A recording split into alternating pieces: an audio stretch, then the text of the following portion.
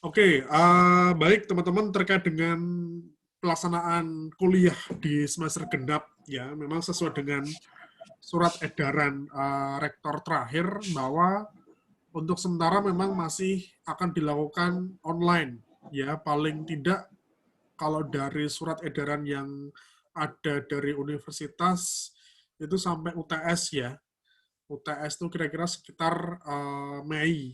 Nah, untuk selanjutnya kita juga belum mengetahui ya seperti apa kondisinya karena memang sekali lagi proses belajar mengajar kita itu apa ya akan menyesuaikan dengan kondisi pandemik ya. Kita ya harapannya segera berakhir pandemiknya, kita kembali ke kampus, kita berkumpul, kita belajar bersama-sama kembali, tapi juga kita perlu melihat secara realistis ya kondisi yang ada. Kemudian terkait dengan apa? Terkait dengan beberapa mata kuliah, terutama dengan praktikum, itu juga masih menunggu informasi selanjutnya seperti apa untuk kegiatan praktikumnya, karena di semester 4 ke depan, ini kan teman-teman akan mulai banyak untuk kuliah praktikum, ya, sedangkan kita masih belum mengetahui proses kegiatan perkuliahan yang praktikum itu akan seperti apa nantinya. Jadi harap teman-teman sambil bersabar ya menunggu informasi selanjutnya. Dan ini teman-teman masuk di semester 4 ya, 2019 ya.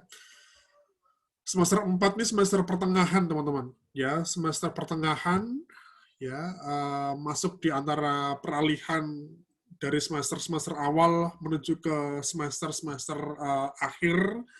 Jadi saya harap teman-teman terus bisa menjaga apa ya, menjaga mentalnya, menjaga motivasi belajarnya, karena di semester 4 ini ada beberapa mata kuliah yang nanti akan sangat berhubungan dengan semester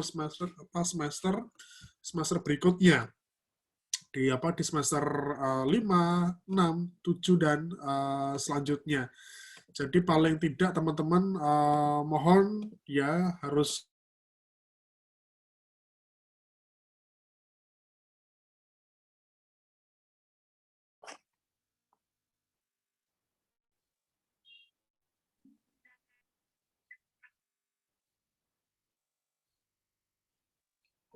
ya mohon maaf ya tadi kemencet. Ya sekali lagi kalau misalnya teman-teman uh, merasa bosan, ini yang namanya juga mahasiswa ya, kadang ada kebosanan, ya teman-teman paling nggak bisa menyambi dengan beberapa kegiatan positif ya, ini baik yang sudah di Jogja ataupun yang masih di kampung halaman ya, mungkin ada beberapa di antara teman-teman yang di kampung halamannya wabahnya tidak terlalu apa ya, tidak terlalu banyak yang kena COVID ya, mungkin bisa disambi untuk bekerja, magang dan sebagainya. Artinya terus mencari kegiatan-kegiatan yang positif ya, dan jangan lupa teman-teman selalu mencermati buku akademik, terutama terkait dengan pengembangan soft skill ya. Jadi seperti yang mungkin pernah saya sampaikan dulu teman-teman, bahwa teman-teman nanti lulus tidak hanya meluluskan atau mungkin tidak hanya lulus secara mata kuliah saja, tapi juga teman-teman dituntut juga harus memperkuat dengan satuan kegiatan soft skill ya, bahwa nanti Anda lulus ya tidak hanya apa ya, tidak hanya secara akademik saja, tapi secara soft skill juga harus terpenuhi. Hanya kegiatan-kegiatan seperti gabung HMPS, gabung BEM misalnya, atau mungkin teman-teman ada yang gabung UKM, mengikuti seminar, mengikuti kegiatan acara, itu akan sangat bermanfaat, bisa menampungnya. Oke, teman-teman, saya coba untuk langsung share mata kuliah yang harus diambil oleh teman-teman di di semester 4. Oke, teman-teman, ini saya rekam ya diskusi kita siang ini. Jadi nanti misalnya ada berapa teman-teman yang belum sempat bergabung di kegiatan kita siang ini, nanti bisa melihat rekamannya ya. Oke, silakan teman-teman bisa mengeluarkan alat tulis, kertas ya, mungkin buat mencatat dan sebagainya biar lebih memudahkan ya. Kemudian bisa mengajukan buku akademik ya. Oke, teman-teman di semester 4 ini ya, sekali lagi silakan teman-teman sambil mungkin mencermati layar di Zoom atau mungkin teman-teman juga punya buku akademik ya.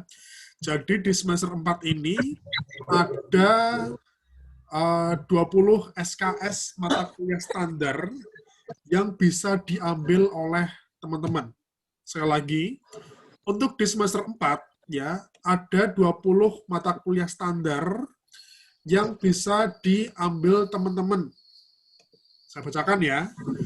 Yang pertama adalah kepemimpinan, kemudian psikometri, kemudian psikologi klinis, kemudian filsafat ilmu dan logika, kemudian ada observasi dan wawancara, kemudian ada psikopatologi, kemudian ada psikologi pendidikan, kemudian ada pengembangan diri dan karir, teori, ya, kemudian ada pengembangan diri dan karir praktek, ya, dan kemudian adalah psikologi kognitif.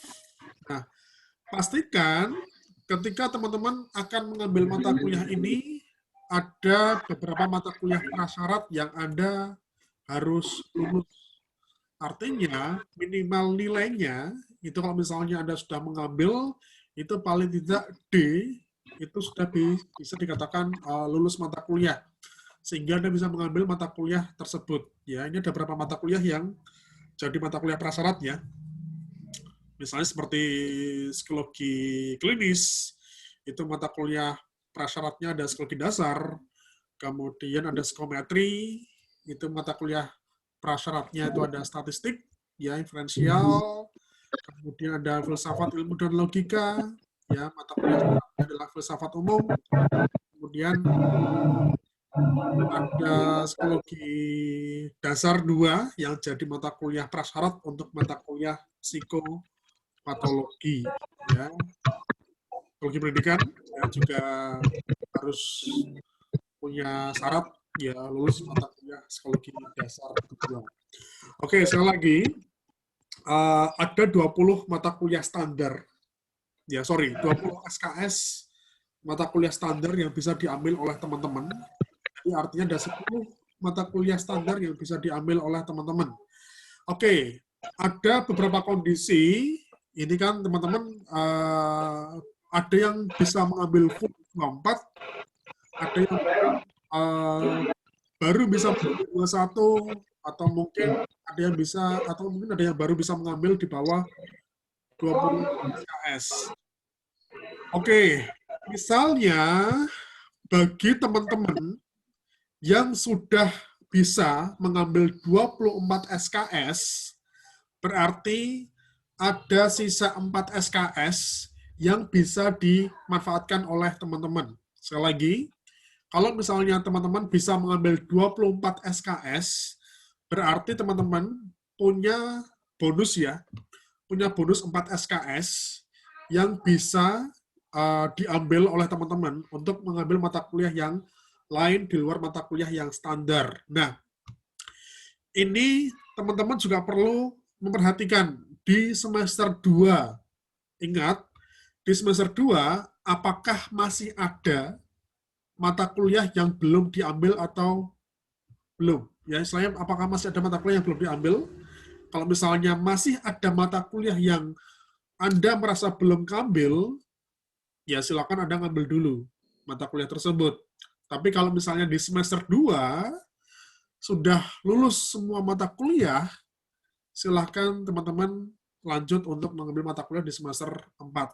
Nah, kalau misalnya teman-teman, bagi yang bisa ngambil 24 SKS, ini teman-teman sudah bisa mulai mengambil mata kuliah pilihan.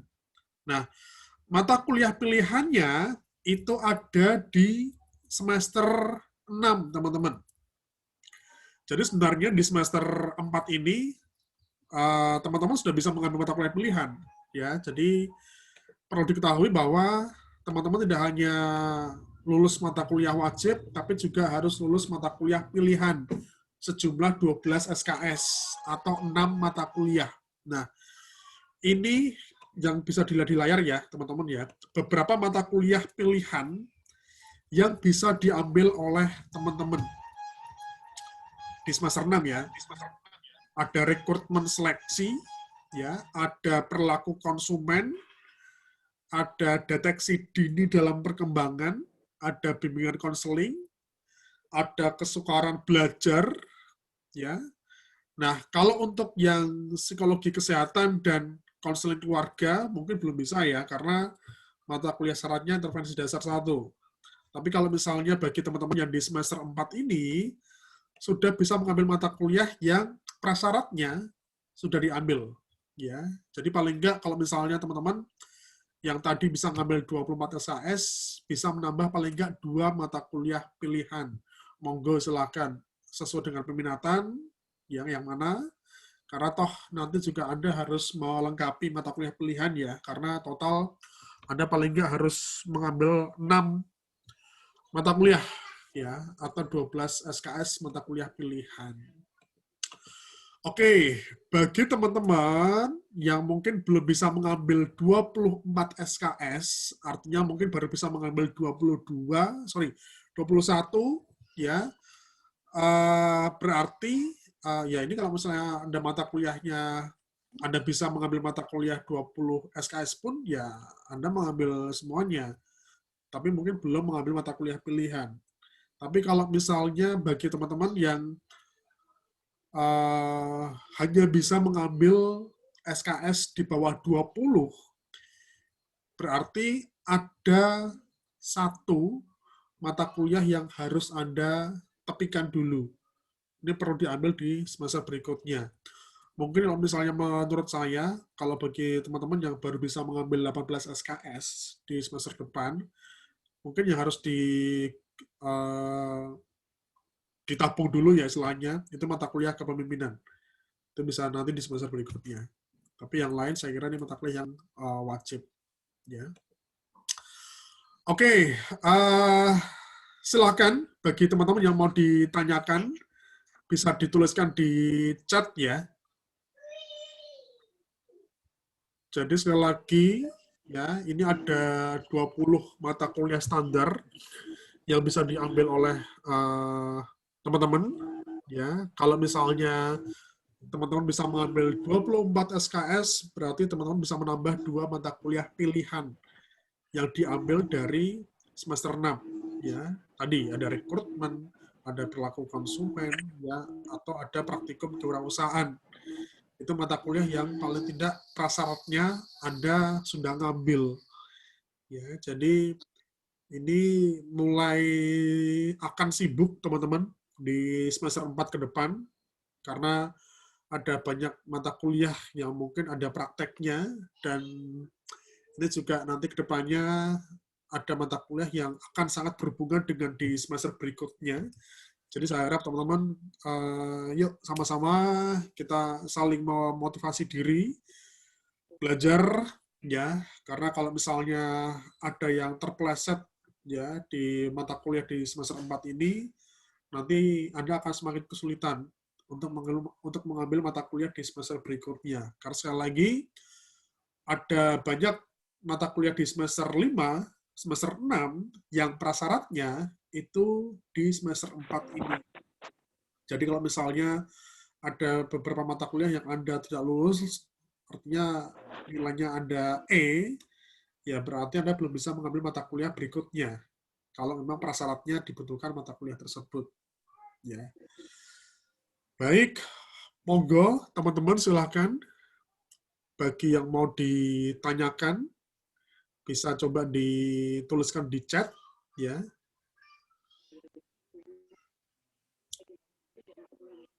Saya coba share kembali ya. Oke, kalau D gimana Pak? Oke, sekali lagi, bagi teman-teman yang memang ada nilai D itu masih dianggap lulus. Sekali lagi, nilai D itu masih dianggap lulus. Cuma kalau misalnya D-nya terlalu banyak di sepanjang Anda kuliah, ya sebaiknya dia diulang. Karena nilai D itu akan sangat memengaruhi jumlah nilai IPK akhir Anda. D itu nilainya cuma 1. Ya, makanya kalau misalnya ada berapa teman-teman yang paling enggak nilai D itu maksimal 3 ya selama Anda kuliah ya.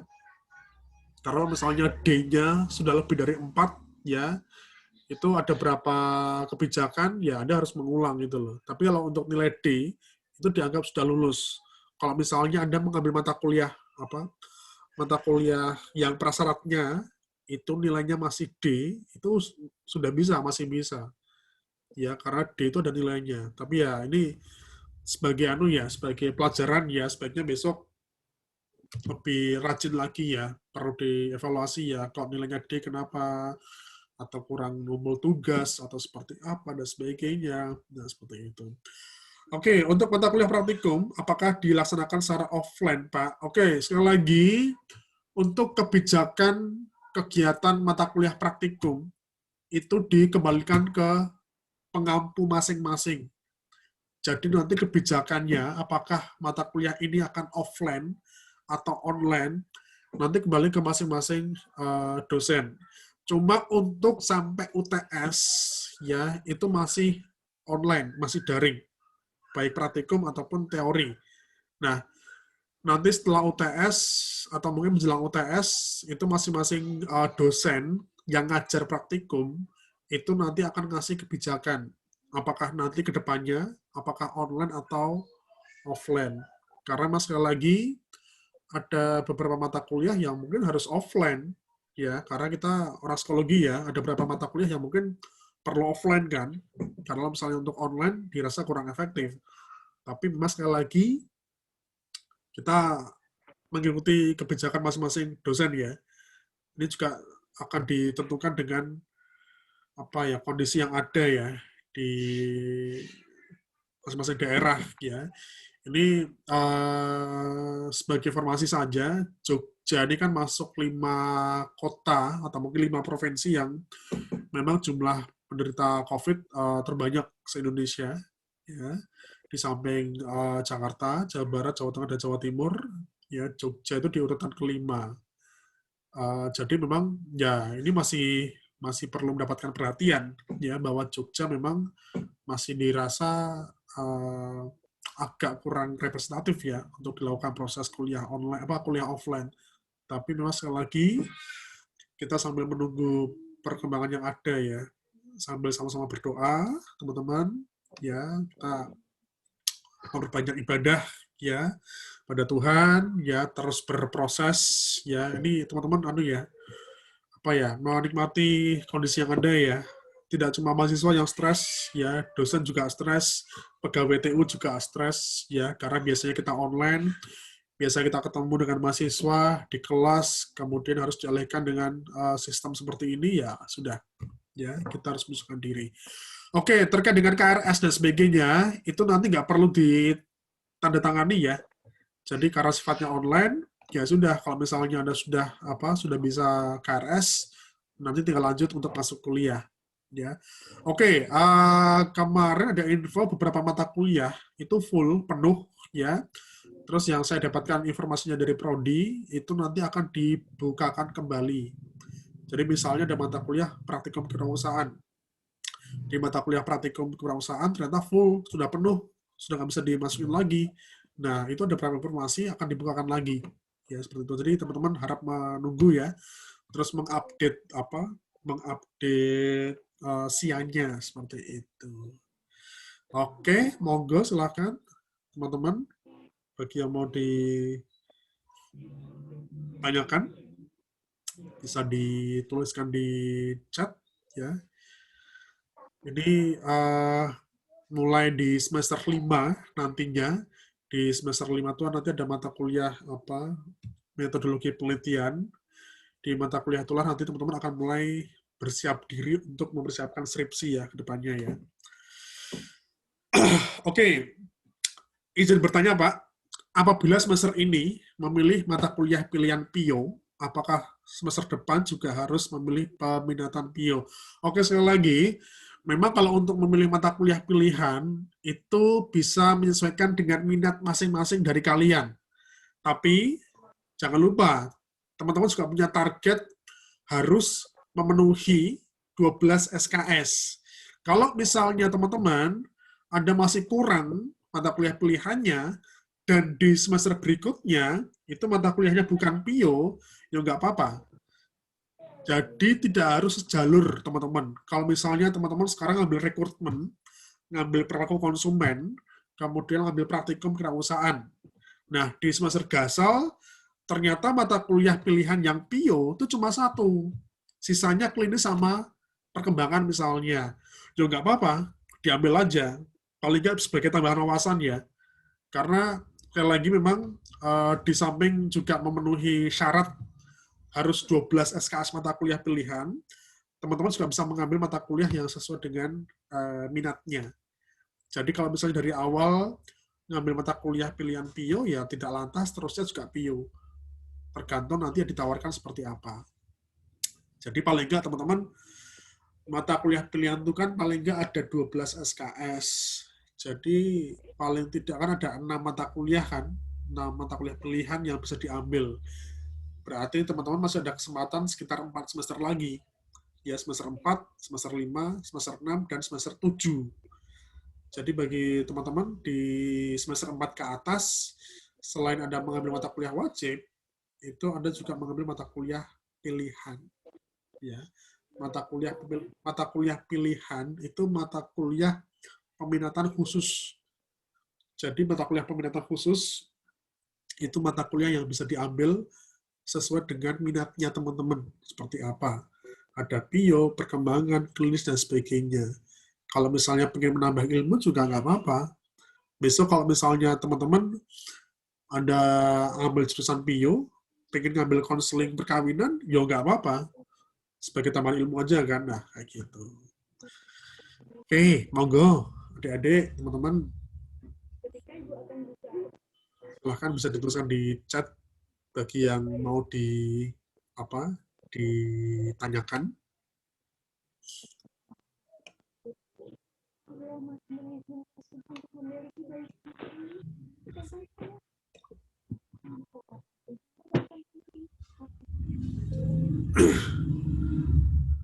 Oke, teman-teman sambil baca buku panduan akademik ya. Jadi mungkin ada beberapa hal-hal yang belum diketahui sama teman-teman ya terkait dengan aturan-aturan atau mungkin kebijakan akademik di luar perkuliahan. Itu ada pengumumannya di buku akademik. Oh ya, satu lagi, teman-teman tahu PKM ya, tahu PKM dan PHBD ya. PKM itu adalah kompetisi ilmiah ya terbesar di Indonesia. Jadi sebelum masa pandemik ya memang PKM ini itu wajib bagi mahasiswa. Artinya mahasiswa wajib wajib membuat proposal ya untuk diajukan ke lembaga dikti. Tapi ini ada kebijakan dari wakil rektor bahwa selama pandemik ya ini PKM tidak wajib untuk syarat yudisium. Tapi sebaiknya mungkin ya nggak apa-apa, nanti next time, mungkin di tahun depan, kalau misalnya Anda mau ikut, ya sebagai pengembangan diri, soft skill, nggak apa-apa. Karena kalau misalnya Anda lolos sampai ke nasional, itu nanti akan dapat dana ya untuk kegiatan kemahasiswaan. Oke, teman-teman kalau misalnya terkait dengan informasi-informasi kemahasiswaan, ini saya ketik websitenya ya, informasi terkait dengan beasiswa, terkait dengan beberapa pengumuman-pengumuman kemahasiswaan, ya, itu di chat, saya tuliskan untuk websitenya. Terus kalau misalnya ada beberapa informasi ya terkait dengan pelatihan ataupun informasi lowongan kerja, itu bisa cek di Instagram Career Center. Instagram Career Center UMBY. Ya, ini informasi tentang lowongan kerja. informasi tentang pelatihan karir. Ya, jadi besok kalau misalnya teman-teman sudah mau lulus, mau nyari kerjaan, itu insya Allah kita bantu cari kerja melalui Instagram di Career Center UMBY. Teman-teman bisa mulai melihat, mempelajari, memfollow ya, nanti bisa dipelajari informasi terkait dengan lowongan kerja, kemudian terkait dengan kewirausahaan. Nah, Instagram kewirausahaan UMBY. Ini bagi teman-teman yang punya bisnis, pengen jualan, pengen dibantu promosi, itu bisa kunjungi di Instagram kewirausahaan UMBY ya. Jadi dimanapun Anda berada, mau di kota Sulawesi, mau di Banjarmasin, di Medan, ataupun di Jogja, kalau Anda lagi jualan, bisnis, pengen dibantu untuk promosi, gratis, bisa DM atau mungkin cek di feed-nya di kewirausahaan UMBY. Ini juga sebagai media belajar tentang wirausaha ya. Nanti kalau misalnya teman-teman ada yang ambil perilaku konsumen, ada yang ambil praktek kewirausahaan, nanti ketemu dengan saya ya di perkuliahan, dan itu adalah media untuk belajarnya seperti itu. Oke, ada lagi mungkin teman-teman ya. Oke, Pak, adakah buku akademik berbentuk PDF? Ada. Nanti saya share ya di apa? Di grup ya. Nanti Mas Theo juga bisa bantu ya kalau misalnya sekali lagi kalau misalnya ada beberapa teman-temannya kalian yang belum masuk ke grup apa DPA-nya Pak Fahmi, nanti bisa dimasukkan ya. Nanti saya share apa beberapa informasi, dan mohon untuk kedepannya, untuk next time-nya, teman-teman bisa update di grup ya. Saya kadang ngasih apa ya, ngasih beberapa informasi update ya tentang apapun ya, tentang kegiatan kemahasiswaan itu saya share di grup DPA. Jadi teman-teman luangkan waktu untuk ngecek grup ya, siapa tahu ada informasi-informasi terbaru ya, biar tidak ketinggalan dengan yang lainnya ya, seperti itu. Oke, saya kira itu dulu aja teman-teman ya. Nanti kalau misalnya ada hal-hal yang mau ditanyakan kembali, nanti teman-teman silahkan ketik di grup ya. Nanti kalau misalnya japri, saya takutnya nggak kebaca kalian ya. Tapi kalau misalnya ada pertanyaan yang agak pribadi, itu boleh nggak apa-apa di japri. Tapi kalau misalnya pertanyaannya berhubungan dengan akademik ya, dan mungkin beberapa teman-teman yang lain mengalami kesulitan hal yang sama, silakan bisa ketik di grupnya. Oke, nanti akan saya share bukunya, akan saya share video ini. Terima kasih sebelumnya teman-teman ya atas partisipasinya. Kita ketemu lagi lain kesempatan. Ya, insya Allah ini ada rezeki, ada waktu, kita bisa ketemu lagi ya di kampus ya. Tetap sehat ya, tetap semangat ya. Salam buat keluarga ya. Semoga dalam keadaan yang sehat walafiat. Terima kasih, matur nuwun teman-teman. Sehat selalu. Assalamualaikum warahmatullahi wabarakatuh.